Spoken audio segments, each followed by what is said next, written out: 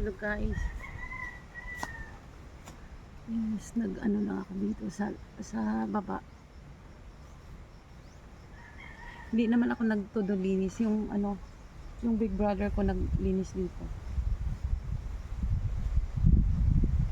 Ayaw kong gumawa kahit kasi baka binat ako, ma-stress ako. Naano lang ako dito. Gumawa ng content, guys.